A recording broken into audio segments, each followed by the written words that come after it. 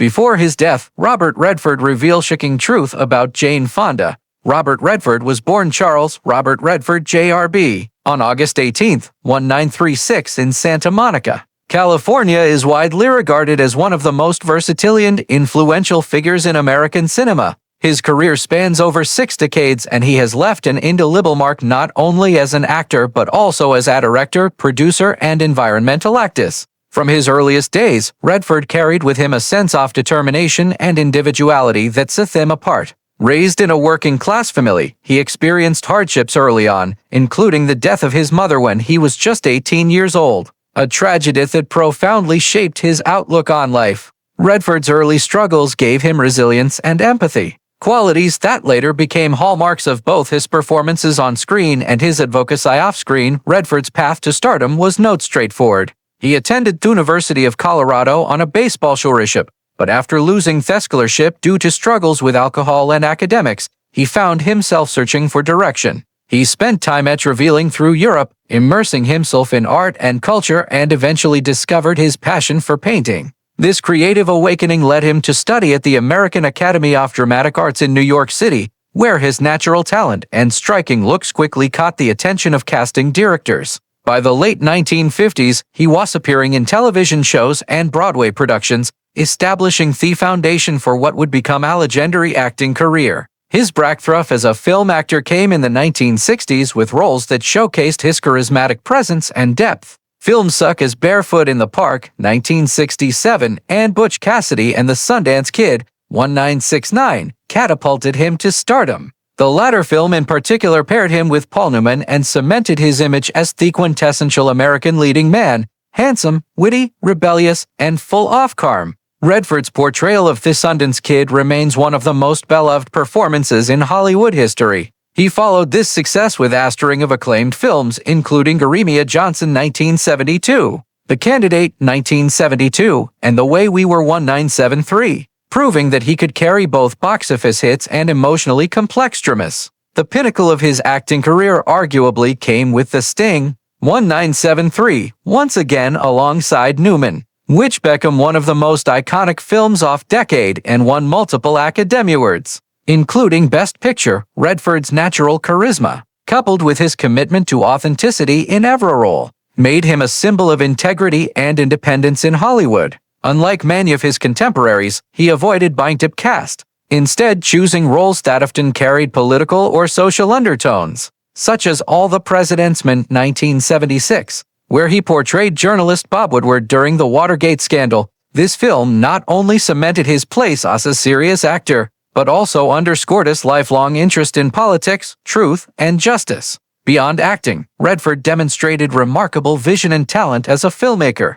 His directorial debut, Ordinary People, 1980, was a critical triumph, earning him the Academy Award for Best Director. The film's sensitive portrayal of family dynamics and grief showcased his ability to craft deeply human stories, proving that his artistry extended well beyond acting. He continued to direct and produce films that combined compelling storytelling with social relevance, including A River Runs Through It, 1992, Quiz Show, 1994, and The Horse Whisperer, 1998. Each project reflected his keen eye for detail and his respect for the human condition, further solidifying his reputation as one of Hollywood's great creative minds. Outside of the film industry, Robert Redford has also been a tireless advocate for independent cinema and environmental causes. In 1978, he founded the Sundance Institute, an organization dedicated to supporting emerging filmmakers. What began as a small workshop has grown into the Sundance Film Festival, one of the most prestigious platforms for independent film in the world. Through Sundance, Redford has given countless new voices an opportunity to be heard, reshaping the landscape of modern cinema and ensuring that creativity and innovation continue to thrive. His environmental activism has been equally impactful. He has worked for decades to promote conservation, sustainability, and climate awareness, lending his voice and resources to causes that extend far beyond Hollywood. Now, in his latter years, Robert Redford has chosen to step back from acting, officially announcing his retirement after his role in The Old Man and The Gun 2018. His decision marked the end of an era, but his influence continues to resonate across film, culture, and activism. Redford's legacy is not defined solely by his filmography. but also by the values he has championed: artistic freedom, environmental responsibility, social justice, and human empathy. Robert Redford's personal life has been marked by 2 significant marriages, each reflecting different stages of his life and career. His first marriage was to Lola Van Wagen, a historian and environmental activist.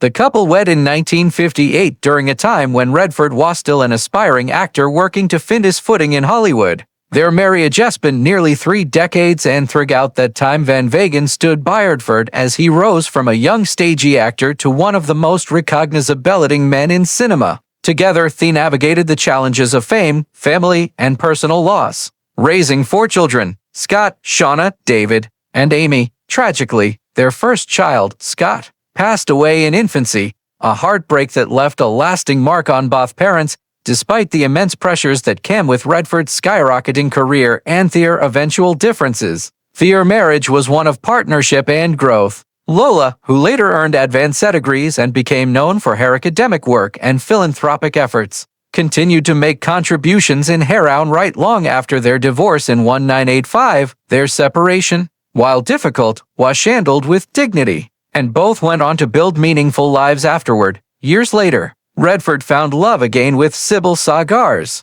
a German born multimedia artist whose work often blends painting, performance, and environmental themes. Their relationship began in the mid-1990s, and after many years together, they married in 2009 in a private ceremony in Hamburg, Germany. Sagars brought a sense of renewal and stability to Redford's later years, complementing his own passion for creativity, nature, and global loneliness. Their shared interests in art and environmental activism created a bond that extended beyond their personal relations into collaborative projects and mutual support of causes close to their hearts. With Sagars, Redford found companionship that balanced his public persona with a more introspective private life. Their marriage has been described as deeply nurturing, reflecting Redford's desire for peace and connection in his later years after decades of intense public attention. Together, Redford's marriages to Lola Van Wagen and later to Sybil Sagars tell a story not only of love and companionship,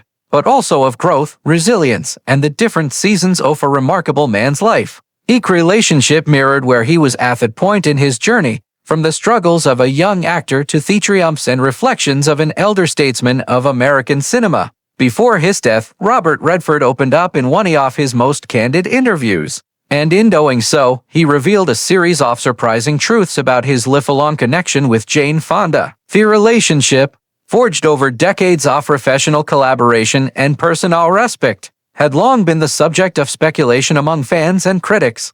Redford, known for his quiet dignity and reluctance to engage in tabloid-style revelations, surprised many by speaking openly. For the first time, he peeled back the curtain on the depth of his feelings toward the legendary actress, whose career has intertwined with high sound in unforgettable ways. Redford and Fonda first worked together in the 1967 romantic comedy Barefoot in the Park, a film that showcased their natural chemistry and solidified them as one of Hollywood's most beloved on-screen pairs. Reflecting on that time, Redford confessed, "I was nervous about working with Jane at first, not because I doubted her talent, but because she had this incredible energy that could light up a room. I wasn't sure I could match that." His words were a rare admission from a man of 10 portrayed as the epitome of calm confidence, and they illustrated how much admired her presence even at the very beginning of their partnership. Over the years, they reunited on screen multiple times, including in The Chase,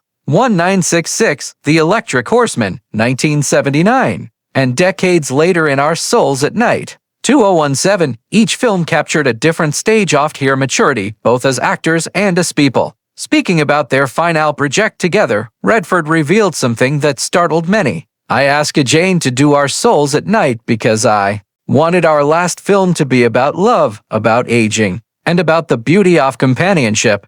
I knew it would probably be the last time we worked together, and I wanted it to mean something." This statement underscored how deeply intentional Redford was in shaping not only his own legacy, but also the way his collaboration with Fonda would be remembered. One of the most shocking truths Redford revealed had less to do with their professional careers and more with his personal feelings. In a moment of vulnerability, he admitted, "I've loved Jane in my own way all these years. It wasn't a romantic love in the traditional sense, but a kind of soulful bond that never went away. She challenged me, inspired me, and sometimes even scared me with her strength. For fans who had often wondered about the true nature of their relationship, this was an extraordinary moment, one that highlighted the profound emotional connection that existed between them. Redford also spoke about the struggles that both he and Fonda endured behind the scenes. What people didn't see, he explained, was how much pain we were both carrying during certain times in our lives. Jane was dealing with the pressures of being Henry Fonda's daughter, of carving out their own identity. I was grappling with loss of my son, with the pressures of fame, and with trying to keep my private life private. Somehow, when we were on set together, those burdens felt a little lighter. These words revealed a human side to two icons often viewed as untouchable, reminding the world that even the brightest stars carry shadows. Perhaps the most poignant truth Redford shared was about his gratitude.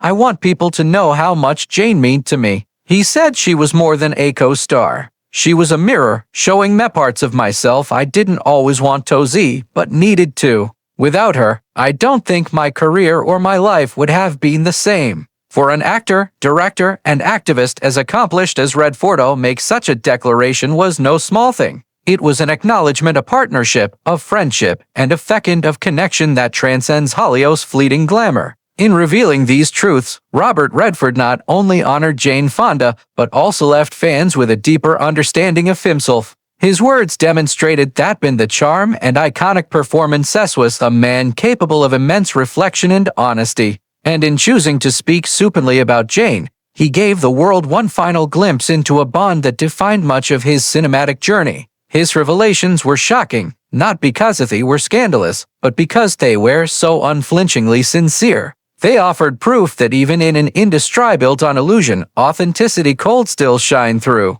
On September 16, 2005, the world awoke to the heartbreakings that Robert Redford, one of Hollywood's most enduring legends, died peacefully in his sleep at his home in Sundance, Utah. At the age of 89, his passing marked the end of an era. As Redford had not only been a remarkable leader and director, but also a visionary who had shaped American cinema and culture in profound ways. He had churned by the landscape he loved most, the mountains and natural beauty of Utah, where he had spent decades building the Sundance Institute and Film Festival into global institutions that celebrated independent film and gave countless young artists their first opportunities to shine. For many, it was fitting that Redford's final moments were spent in that quiet corner of the world he had transformed into a haven for art, nature, and reflection, almost immediately after the announcement of his death. Tributes poured in from across the entertainment industry and beyond. Fans, fellow actors, directors, political leaders, and environmental activists all remembered him not just as a Hollywood icon,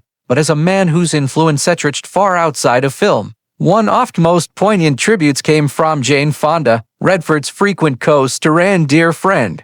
Their collaborations in films like The Chase 1966, Barefoot in the Park, 1967, and Our Souls at Night 2017 had cemented them as one of cinema's most beloved on-screen pairs. Fonda wrote, "He meant a lot to me and was a beautiful person in every way. He stood for an America that we have to keep fighting for." Her words highlighted not only the deep personal connection she felt toward Redford, but also his role as a cultural symbol throughout his career. He had embodied a vision of America that was rugged, idealistic, and deeply tied to values of freedom, fairness, and integrity, an image that resonated with audiences for decades.